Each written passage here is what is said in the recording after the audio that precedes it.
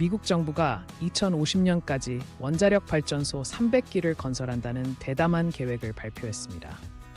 1979년 스리마일섬 사고 이후 단 2기만 신규 가동된 상황에서 이번 발표는 탄소 중립 목표와 에너지 안보 강화를 위한 전략으로 해석됩니다.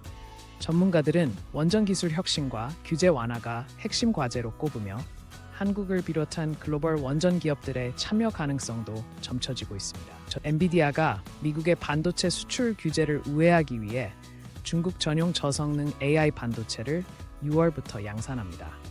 중국 시장은 엔비디아 매출의 13%를 차지하는 핵심 시장으로 이번 조치는 기술 패권 경쟁 속에서의 현실적 대응으로 평가받습니다. 업계에서는 해당 칩이 기존 H100 대비 50% 낮은 성능이지만 중국 내 클라우드 및 자율주행 분야 수요를 충족할 것으로 전망합니다. 경영 악화에 시달리는 닛산이 요코하마 본사 건물 매각을 포함한 긴축 정책을 발표했습니다. 매각 자금은 전기차 전환 지연으로 인한 공장 폐쇄 및 인력 감축 비용으로 사용될 예정입니다.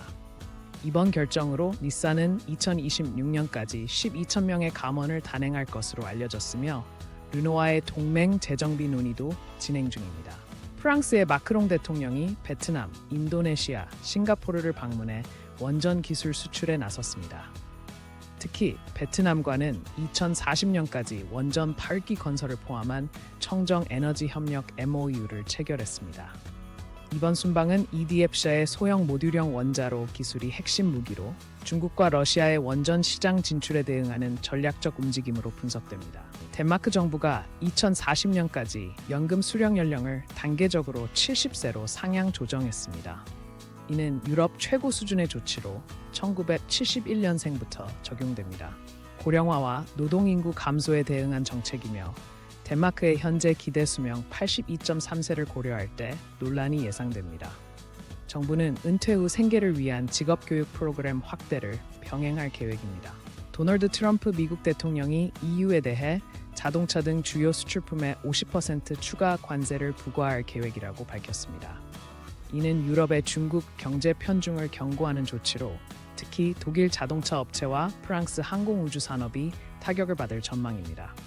백악관 관계자는 EU가 중국의 경제적 영향력에서 독립적 태도를 보이지 않았다며 강경 접근의 배경을 설명했습니다. 트럼프 대통령이 원전 규제 완화를 위한 행정명령 4건에 서명하며 2050년까지 원전 용량을 4배 확대하겠다고 선언했습니다. 신규 원자로 허가 심사 기한을 18개월로 단축하고 한국, 미국 원전 협력 강화 가능성을 시사했습니다. 이번 정책은 웨스팅하우스의 소형 원자로 기술과 한국형 APR-1400의 연계가 주목받으며 6월 한미 원전 협력 회의에서 구체적 논의가 예상됩니다. 트럼프 행정부가 일본 제철의 US 스틸 인수를 조건부로 승인했습니다.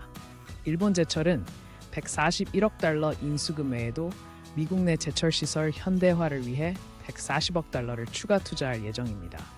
이번 합병으로 생산량 기준 세계 3위의 철강 기업이 탄생하며 7만 개의 일자리 창출 효과가 기대됩니다.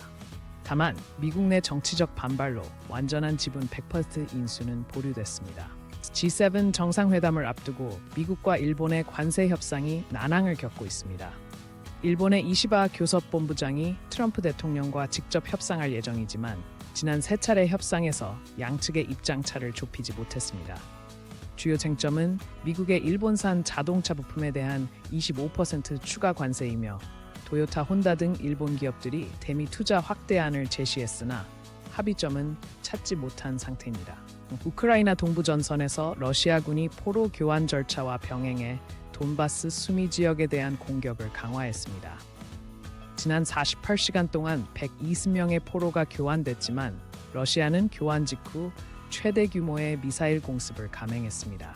군사 전문가들은 러시아가 점령지 확대를 위해 인적 자원을 집중 투입하는 인해 전술을 계속할 것이라 분석하며 휴전 협상은 여전히 요원한 상태입니다.